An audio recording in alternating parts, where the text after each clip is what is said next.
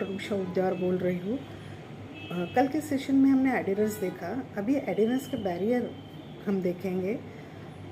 और इसमें क्या होता है कि हाउ कैन ART टीम जो है वो कैसे उनको सपोर्ट करती है, तो वो क्लाइंट को हेल्प करती है कि उसको अंडरस्टैंडिंग द ट्रीटमेंट कैसी है और उसके चैलेंजेस क्या है ये उसके बारे में बताती है। और वो क्लाइंट को मीन्स HIV पेशेंट को ट्रीटमेंट के लिए प्रिपेयर करती है और उनको कैसे गोली खाने का है और कैसा सपोर्ट देने का है वो उनको बताते हैं सब काउंसलर।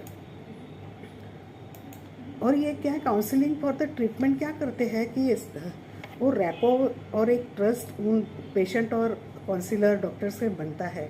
और वो क्या है, वो नेसेसरी भी होता है कि रैपो अच्छा हो जाएगा तो पेशेंट खुल के अपनी बात बता सकता है।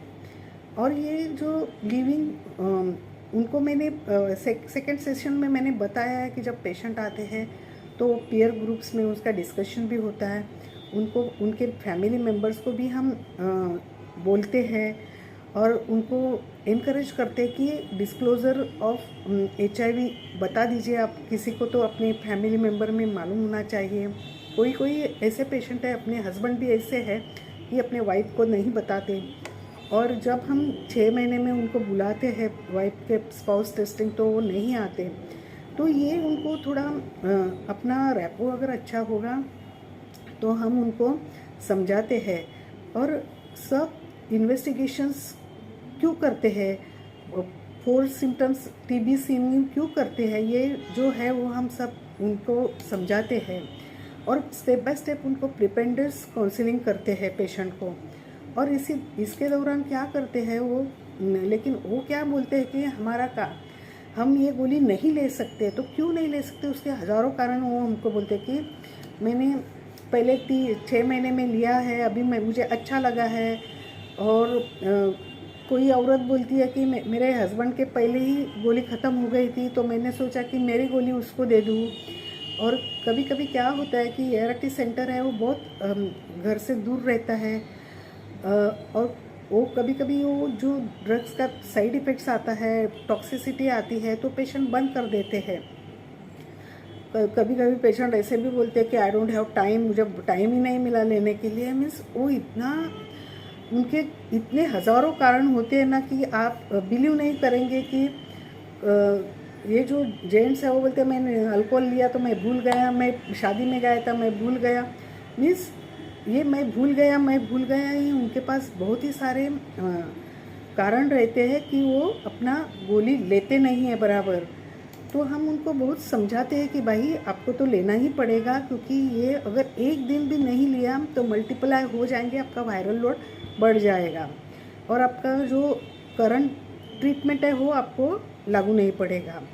तो बैरियर्स में वो 5S ये है, तो उसमें पहला ये है असेस। तो असेस क्या, अगर उनका कुछ प्रॉब्लम है, उनके फैमिली में कुछ प्रॉब्लम है, तो हम उनको थोड़ा सॉल्व करने की कोशिश करते हैं। एडवाइस, तो एडवाइस में क्या करते हैं, हम इम्पोर्टेंस ऑफ एडिनेंस बताते हैं और अपना ट्रीटमेंट कैसे लाइफ लॉन्ग लेने का है और कौन से भी डिफ़िकल्ट सिचुएशंस होंगे तो भी कैसे लेने का है, ये एडवाइस करते हैं।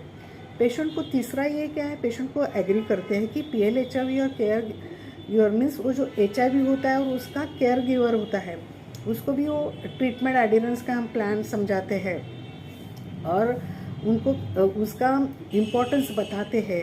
वो इम्पोर्टेंस काउंसलर भी बताते हैं और मेडिकल ऑफिसर भी बताते हैं। बाद में चौथा जो है वो असिस्ट है। तो असिस्ट क्या करते हैं कि उनको अगर कुछ तकलीफ़ है तो कैसे प्लानिंग करने का, कैसे खाने का, हाउ टू डू दिस, ये हम उनको बताते हैं।